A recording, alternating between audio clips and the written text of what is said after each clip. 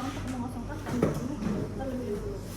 Dokter berada di sekitar pasien dan meminta pasien untuk berbaring terlentang dalam posisi rileks.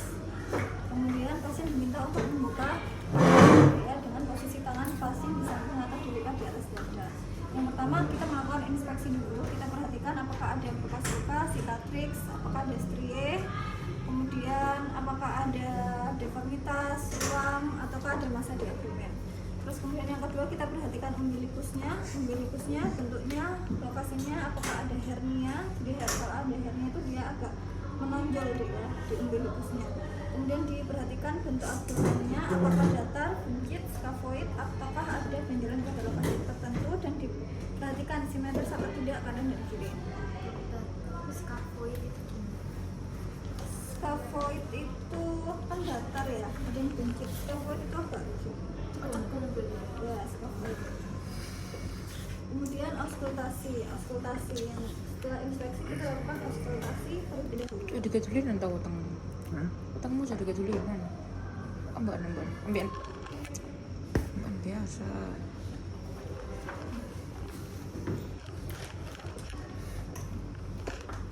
Auskultasi dengarkan sekitar 2-5 detik ya. Normalnya sekitar 2-5 detik itu ada bunyi bising usus. Geli.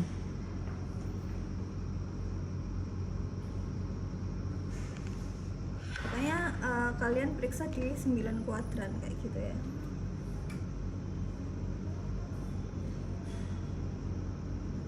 Nah, yang tidak normal adalah kalau misalnya pada diare biasanya bising ususnya meningkat ya. Atau kalau misalnya pada obstruksi atau ada apa ya, paralisis usus itu biasanya bising ususnya nggak ada.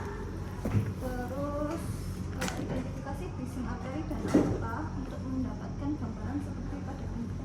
Nah kalau aneurisma aorta itu biasanya tadi di mana letaknya? Di tengah di sini. Dengarkan apakah ada bunyi atau enggak. Kemudian perkusi. Nah perkusi ini sama dia, perkusi itu kita di normalnya dia timpani, perkusinya ya di 9 kuadran ya.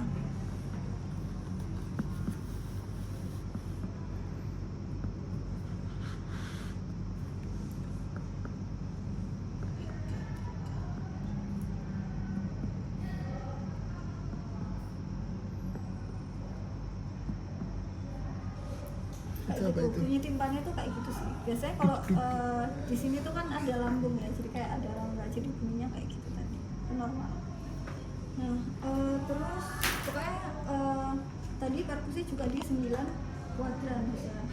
Kemudian perkusi hepar. Nah perkusi hepar itu kita dari bawahnya sini sampai menemukan, atau di sini deh ya, dari atas sini, dari sini sampai menemukan peka. Jadi kalau sini kan sonor, kita sampai peka. Nanti dari bawah kan timpani sampai nemu peka. Peka itu gimana? Peka itu Redup dah. redup. sangat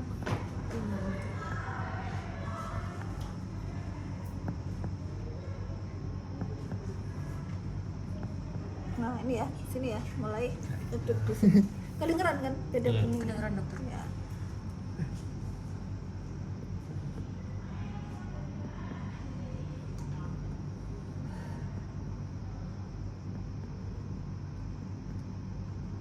Sampai sini nih.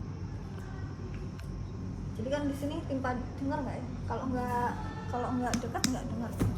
Jadi dia antara sini sampai di sekitar sini ya tadi ya. Nah itu nanti diukur deh.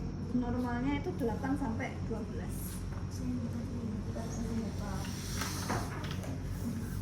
Terus kemudian perkusi lilian.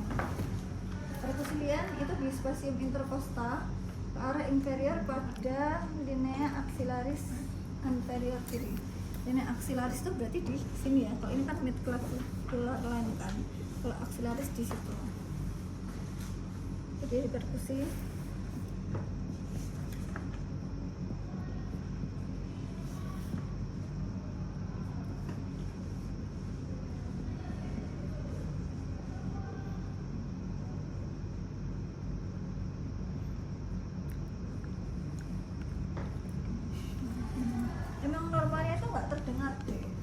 misalnya ada pembesaran dia baru terdengar ya. Ini loh kalau di ini kalian mantap. normalnya kan tadi dia kedengarannya apa tadi, duk duk duk duk gitu kan, terdengarnya kan sonor ya. Iya. Ini perkusinya di daerah spasium interkosta terbawah di garis aksilaris anterior kiri. Biasanya timpani. Nah, kalau misalnya mau ngecek, minta penderita menarik nafas panjang, lakukan perkusi lagi. Apabila yang tidak membesar, maka suara perkusi tetap timpani. Tapi kalau suaranya jadi redup pada inspirasi, berarti ada pembesaran. Jadi dicek lagi di sini. Silakan tarik nafas. Nah kayak gitu ya. Tapi kalau dia suaranya redup, berarti dia ada pembesaran lian. Dianya membesar ke arah sana. Jadi dia redup. Terus palpasi. Palpasi itu ada dua deh, palpasi ringan sama palpasi dalam. Kalau palpasi ringan ini gunanya untuk mengetahui adanya defense muskular, adanya nyeri tekan abdomen dan beberapa organ serta massa kalau dia superficial. Permisi deh ya. Wow. Relax saja, relax. Nah, Tenang sih. biar nggak ada defense muskular ya. Jadi cuman gini aja deh. Kalau palpasi ringan, kalau palpasi dalam itu lebih dalam deh. Jadi bisa pakai dua tangan atau pakai satu tangan tapi jauh lebih dalam. Permisi deh ya. Relax saja ya. Takut. Relax saja ya. Takut. Jangan ketawa. Takut dok. Jadi kayak lebih dalam.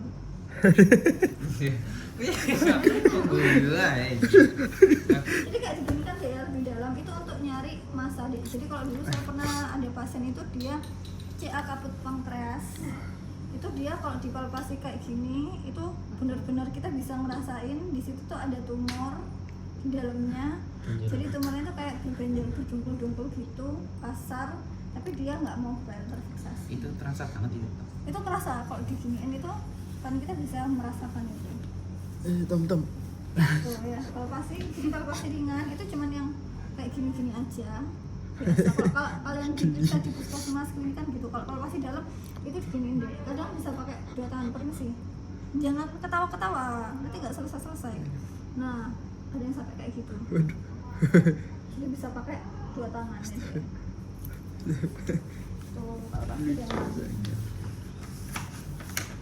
Terus kemudian mengetahui adanya iritasi peritoneal itu dicari deh ya kalau misalnya dia ada nyeri tekan abdomen. Ini palpasi udah kan ya, palpasi. Oh sekarang palpasi hepar ya.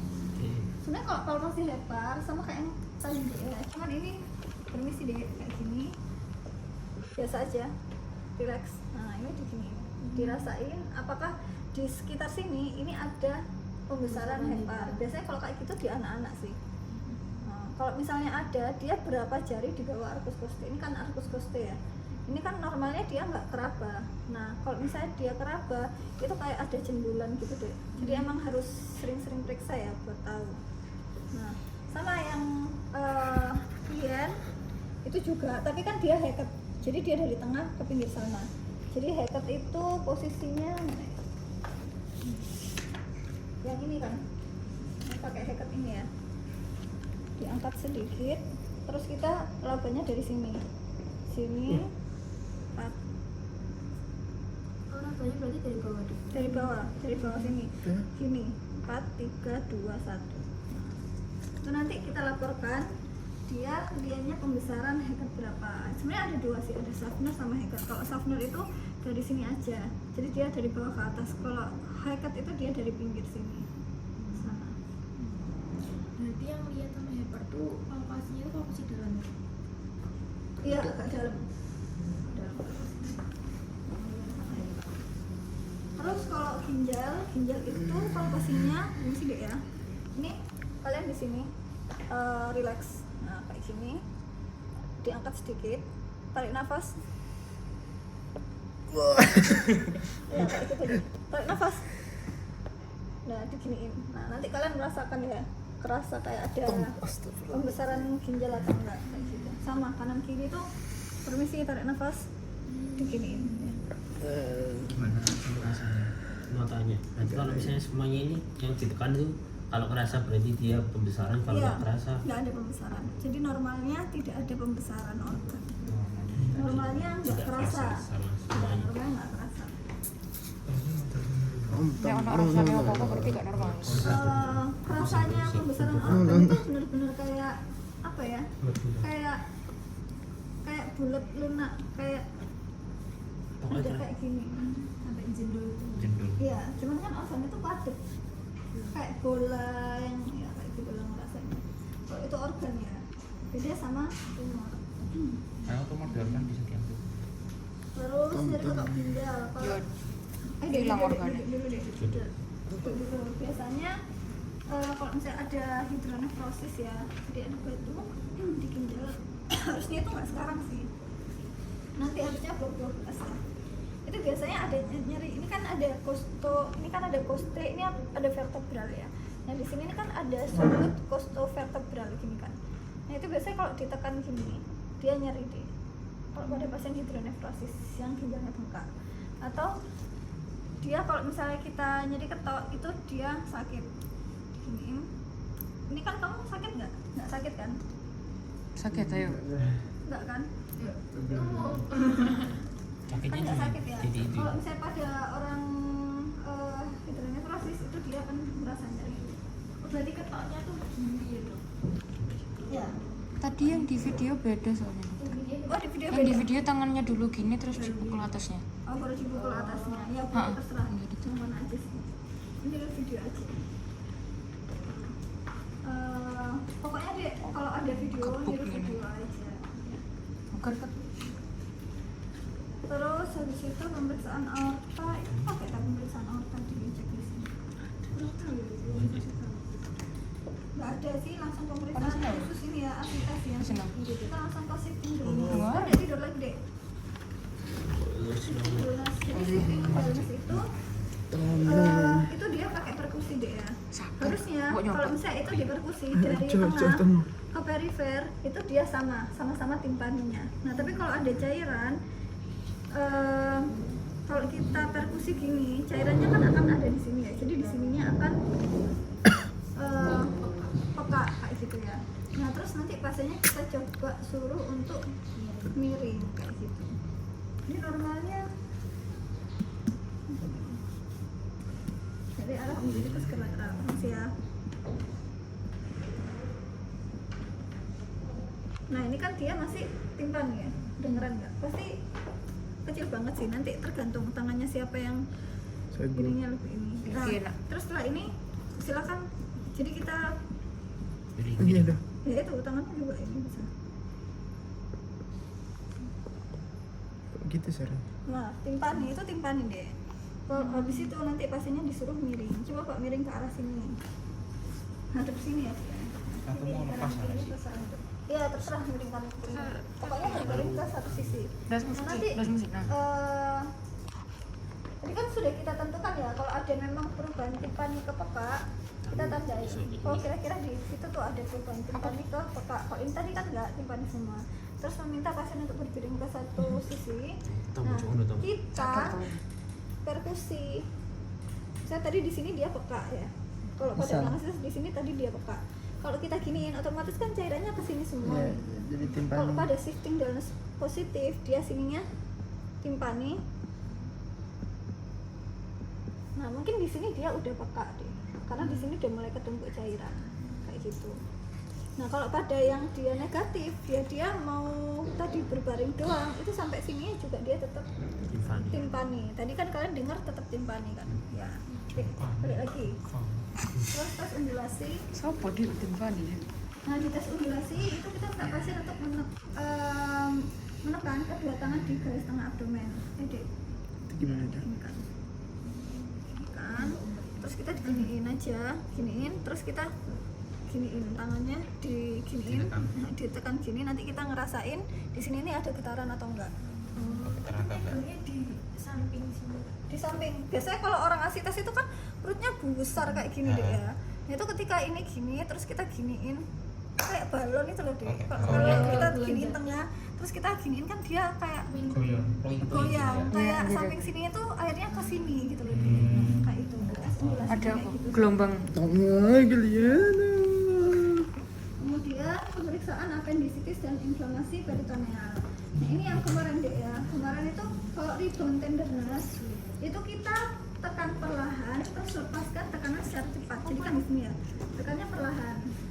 Terus kita lepaskan secara cepat. Nah kalau dilepas cepat dia nyeri berarti dia positif kayak gitu ya. Nah kalau Rovsing sign itu nekannya nggak perlahan. Jadi nekannya cepat, dilepas cepat tuh kayak gitu. Kalau kamu geli bukan sakit kan? Gitu.